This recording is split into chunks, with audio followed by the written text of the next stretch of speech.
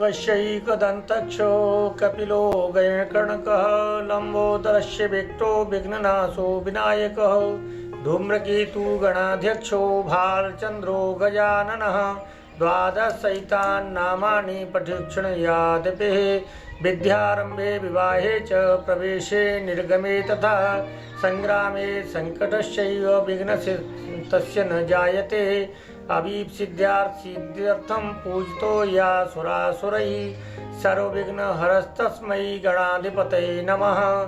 स्वस्ति न इन्द्रो वृधस्रवाः स्वस्ति न पूषा विश्वे वेदाः स्वस्ति नक्षो अरिष्टनेमि स्वस्ति नो बृहस्पतिर्दधातु। धर्मक्षेत्रे कुरुक्षेत्रे संवेतायुयुत्सव मामका पाण्डवाश्चैव किं कुर्वत संजय। संजय उवाच दृष्ट्वा तु पाण्डवानीकं व्यूढं दुर्योधनस्तदा आचार्यमुपसंगम्य राजा वचनमब्रवीत् पश्यैतां पाण्डुपुत्राणाम् आचार्यमहतीं चमूं व्यूढं द्रुपदपुत्रेण तव शिष्येण धीमता अत्र शूरा महेश्वासा भीमार्जुन समायुधि युधानो भ्रातस्य द्रुपदस्य महारथः धृष्टकेतुस्काशिरायस्य वीर्यवान् पुरजित् कुन्तिभोजस्य शैब्यस्य नरपङ्गवः युधामन्यास्य उत्तमौजास्य वीर्यवान् सौभद्रो द्रौपदीयास्य सर्व एव महारथः अस्माकं तु विशिष्टाये ताज्ञबोधदिज्योतमः नायिका मम सैन्यस्य संज्ञान्तं भवान् भीमस्य कर्णस्य शमितञ्जय अश्वस्थामा विकर्णस्य सोमदत्तेस्तथैव च अन्ये च बहवासुरा मदर्ते त्यक्तजीविता नानाशस्त्रप्रहरणा सर्वे युद्धविशारदा अपर्याप्तं तदस्माकं बलं भीष्माभिरक्षितं पर्याप्तं त्वदमेतेषां भीष्माभिरक्षितं। महंत कृष्णदास तीर्थराज मचकुंड राजकीय सुपुर्दगी श्रेणी मंदिर श्री लाडली जगमोहन जी का सुपुर्दगार 31/8/83 को 11 वर्ष की अवस्था में मेरी गद्दी राजस्थान सरकार द्वारा यहाँ की गई और इस संस्था को चलाने का पूर्ण प्रयास कर रहा हूँ। यह तीर्थराज मुचकुंद में स्थापित लाडली जगमोहन मंदिर पौराणिक और सांस्कृतिक धरोहरों से भरपूर तीर्थ स्थल है। इसको जाना जाता है। तीर्थराज मचकुंड जो है वो भगवान सूर्यवंश और चंद्रवंश की गाथा इस कलयुग में सुनाता है, क्योंकि महाराज मुचकुंद जो थे वो सूर्यवंश के राजा मानधाता के पुत्र थे और भगवान श्री कृष्ण चंद्रवंशी थे। एक बार देवासुर संग्राम त्रेता युग में हुआ, जिसमें सूर्यवंश के महाराजा मानधाता के 3 पुत्र अमरीश पुरु और मुचकुंद मानधाता के कार्यकाल में देवासुर संग्राम हुआ और देवता जब सहायता के लिए अयोध्या नरेश महाराजा मानधाता के पास गए तो उन्होंने मुचकुंद जी को सेना लेके देवताओं के साथ भेज दिया। लंबे समय तक देवासुर संग्राम में महाराज मुचकुंद ने युद्ध किया और युद्ध में विजय प्राप्त की। जब विजय प्राप्त की तो देवताओं ने कहा कि आप वरदान मांगिए। मुचकुंद जी बोले मैं लड़ते लड़ते थक गया हूँ, विश्राम चाहता हूँ। तो देवताओं के राजा इंद्र ने इनको ये वरदान दिया कि आप अरावली की श्रृंखला में धौलागिर पर्वत में जाके विश्राम करें। जो भी आपको कच्ची नींद जगाएगा वो आपकी पहली दृष्टि पड़ते ही जलकर भस्म हो जाएगा। ऐसे में महाराज जो मुचकुंद धौला अरावली पर्वत की श्रृंखला में धौलागिर पर्वत की कंदरा में यहाँ आकर विश्राम किया और त्रेता युग से लेकर द्वापर युग तक लंबे समय तक विश्राम करते रहे। भगवान श्री कृष्ण का जब अवतार हुआ तो भगवान श्री कृष्ण ने 11 वर्ष के कार्यकाल में कंस का वध किया। कंस की 2 पत्नी थीं, अस्थि और प्राप्ति। दोनों पत्नियां कंस के वध के बाद अपने पिता जरासंध के यहाँ गईं और जरासंध ने कंस का बदला लेने के उद्देश्य से 17 बार मथुरा पर आक्रमण किया और 17 बार वो युद्ध में पराजित हुआ। जब पराजित हुआ तो उसने एक समीक्षा बैठक बुलाई जिसमें अपने मित्र राजाओं को भी बुलाया। काशी नरेश महाराज शल्य भी उसमें विराजमान थे। ऐसे में जरासंध ने एक प्रस्ताव दिया कि कोई ऐसा उपाय बताएं जिससे हम श्री कृष्ण पर विजय प्राप्त कर सकें। तो काशी नरेश महाराज सल्ले ने तत्परता से बताया कि यह कालेवन की सहायता से ही संभव होगा, क्योंकि कालेवन महर्षि गार्गी के पुत्र हैं और मिलेच्छ देश के राजा हैं, और ऋषि शिरोमणि द्वारा एक तपस्या कर भगवान शंकर से ऐसे पुत्र की कामना की गई थी जो अजय हो, लेकिन वह अजय तो नहीं हुआ, लेकिन उसको ये वरदान प्राप्त जरूर हुआ कि जो भी आपसे लड़ेगा उसकी आदि शक्ति आप में आ जाएगी। यह कालेवन को वरदान था, जो भी जिससे भी लड़ते थे उसकी आदि शक्ति कालेवन में आ जाती थी और कालेवन की शक्ति 1.5 गुनी हो जाती थी। तो बोले ठीक है, कालेवन को बुलाओ।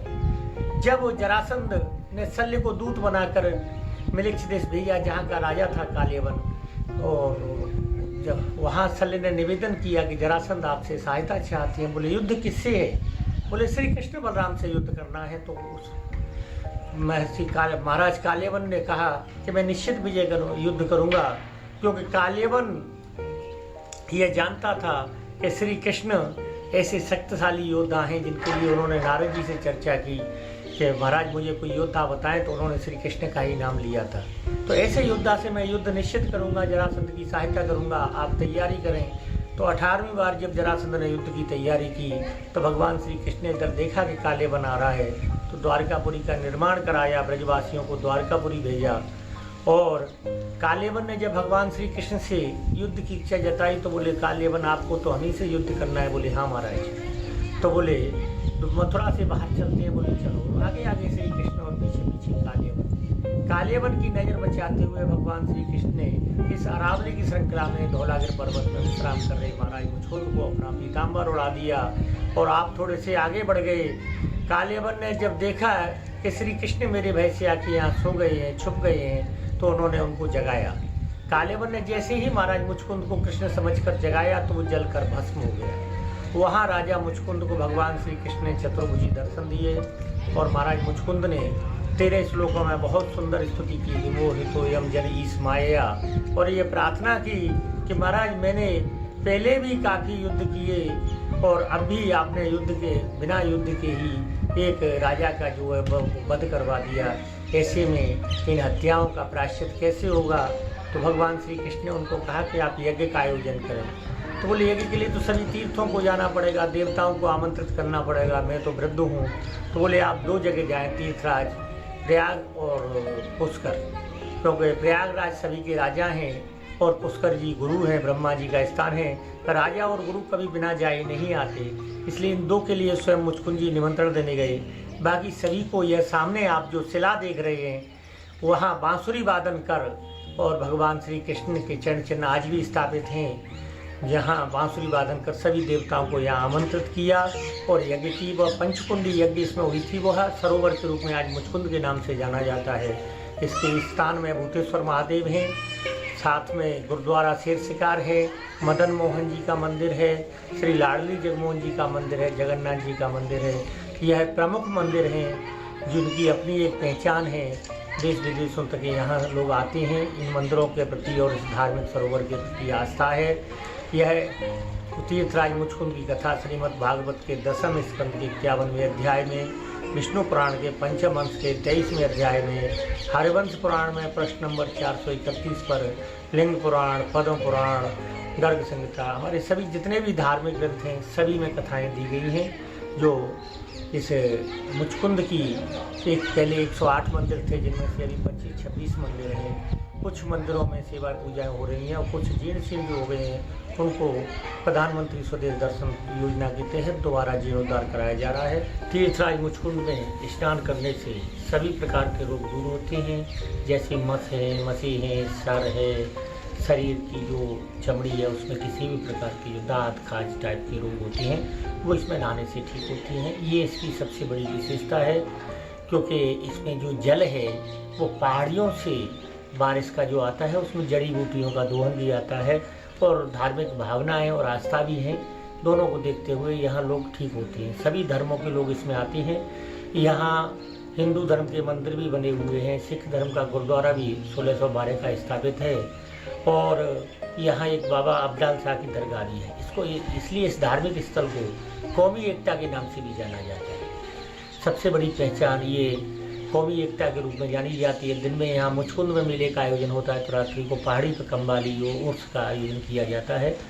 और यहाँ इसको कृष्णा सर्किट में जोड़ने की मुहिम भी चल रही है। जैसे ही ये पर्यटन की दृष्टि से कृष्णा सर्किट में जुड़ता है, इसमें जिला प्रशासन के माध्यम से हम लोग भारत सरकार, राजस्थान सरकार को बराबर ज्ञापन दे रहे हैं। यहाँ के भक्त हैं, धौलपुर के लोग हैं, सभी इसमें जुड़ने, मुहिम में जुड़ने का प्रयास कर रहे हैं। सभी का सहयोग है और पूरी तरह मेहनत कर रहे हैं कि ये किसी भी तरीके से श्री कृष्णा सर्किट में जुड़े और इसको रणछोड़ नगरी के नाम से जाना जाए, क्योंकि भगवान श्री कृष्ण यहाँ भाग कर आए थे और मुझको यहाँ शरण ली धौलपुर में। तो इसको पहचान के रूप में, रणछोड़ नगरी के रूप में इसकी पहचान हो और तीर्थराज मचकुंड का विकास हो, जिससे हजारों लोगों को रोजी रोटी का साधन भी बने, रोजगार भी बढ़े और धार्मिक स्थल का विकास भी हो।